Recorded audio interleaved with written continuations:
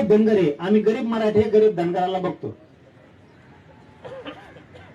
तुम्हाला जर खरं कळत असली ना तर एकाने सुद्धा कोणाचंच ऐकू नये असं माझं म्हणणं. कोणाचंच. ज्या दिवशी तुम्हाला जे नेता आवडतो त्याचं काम करा तुम्ही, पण सगळ्यात पहिली जात आधी आवडली पाहिजे माणसाला, मग नेता आवडला पाहिजे. मग तुम्ही सगळ्यांनी ठरवलं पाहिजे. आपले जितके नेते आहेत ना 8-10, तुम्ही सगळे चला. तुम्ही येणार नसलात तर आम्ही चाललो आणि तुमचेच.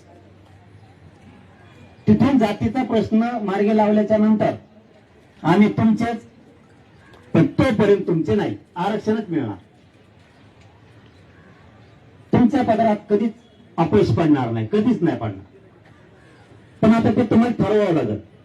1-2 घटना तुमच्याकडून चुकल्या असल्या तुम्ही मान्य करा मोठेपणा. जाती पुढे काय अर्थ ते मान्य करायला यार.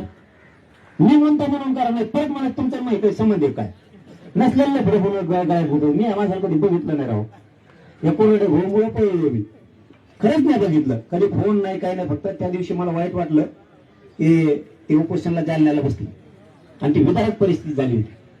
म्हणलं काळजी घ्या तुम्ही तब्येतीची, आणि तुम्हाला वाटलंच आता नरड्याला लागा लागलं तर फोन करा, आम्ही येतो. एवढेच 10-5 शब्द बोललेलो नसता काहीच नाही. इमानदारी सांगतो. बरं तुम्ही यांनी आल्यावर सांगितलं मला माहित नाही.